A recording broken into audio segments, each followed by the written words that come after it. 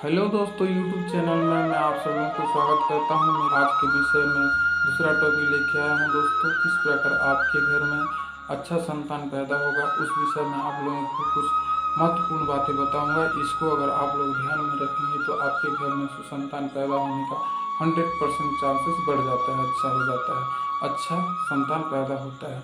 अन्यथा आप कितना भी सेक्स करें, संभोग करें, तो आप सिर्फ मजा लेंगे, आपके यहाँ संतान होने का संभावनाएं कम रहेगा। तो आप इस हिसाब से अगर आप लोग प्रयोग करेंगे तो आपके यहाँ सुसंतान पैदा होगा, अच्छा गुणकारी, दीर्घायु दीर्घायु जीवी बलवान संतान पैदा होगा। आप लोगों को इस हिसाब से चलना है तो आप लोगों को अच्छा संतान पैदा होगा दोस्तों। उसके बारे में आप लोगों को कुछ बातें बताऊंगा, उसको आप अपने जीवन में अप्लाई कीजिए और सुसंतान प्राप्त कीजिए।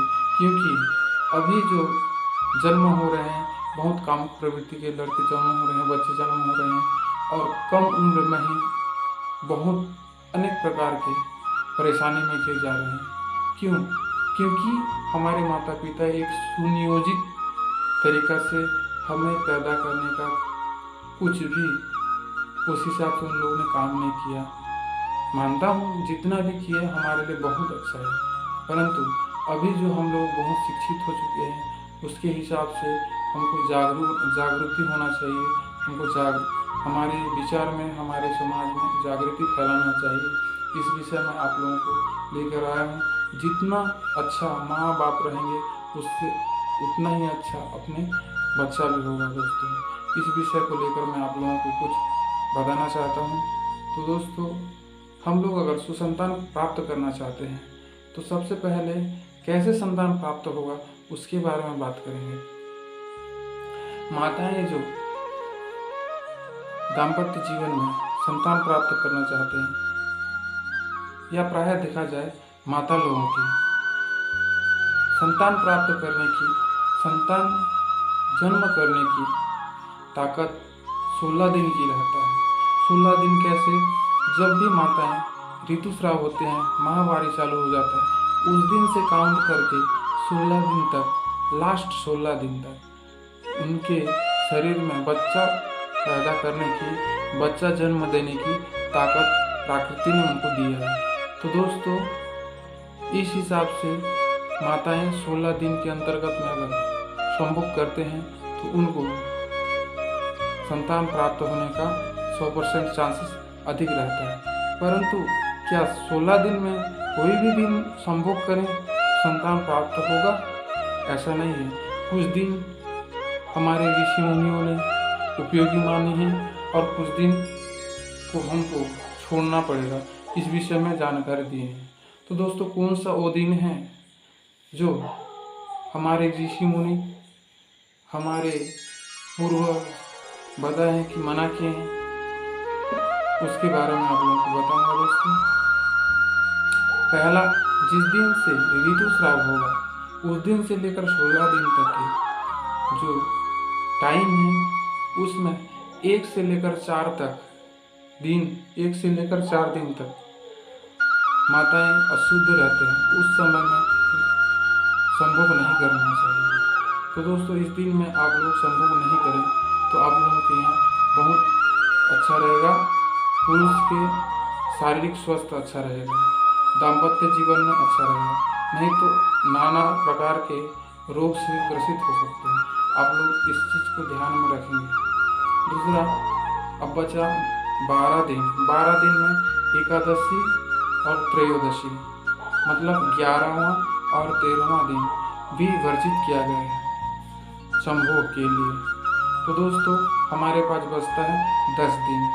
10 दिन में कौन कौन से दिन आप संभोग कर सकते हैं उसके बारे में मैं बताऊंगा। 10 दिन में दोस्तों आप लोगों को अमावस्या, पूर्णिमा, अष्टमी, चतुर्दशी, संक्रांति, रविवार, इस दिन को छोड़ देना है। अगर 10 दिन के जो 10 दिन का सर्कल है उस 10 दिन में अगर इन दिन कहीं फंस जाता है, ये जितना मैं नाम बताया मैंने, अमावस्या, पूर्णिमा, अष्टमी, चतुर्दशी, संक्रांति, रविवार, ये जितने भी दिन बताए हैं, इस दिन अगर फंसता है तो आप उस दिन संभोग नहीं करेंगे, अन्यथा आपके यहाँ जो भी गर्भधान हो जाएगा वह बच्चा विकलांग जन्म हो सकता है, कहीं कई प्रकार के बीमारी लेकर जन्म हो सकता है, जिससे उस बच्चे के इलाज के लिए दाम्पत्य जीवन में बहुत प्रकार के अर्थ व्यय करना पड़ जा सकता है।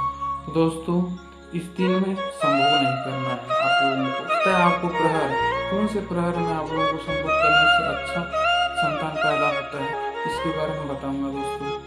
पहला प्रहर में अगर आप लोग संभोग करेंगे तो आपका जो गर्भस्थ शिशु जन्म होगा वह अल्पायु होगा, अधिक दिन नहीं जीवित नहीं रहेगा।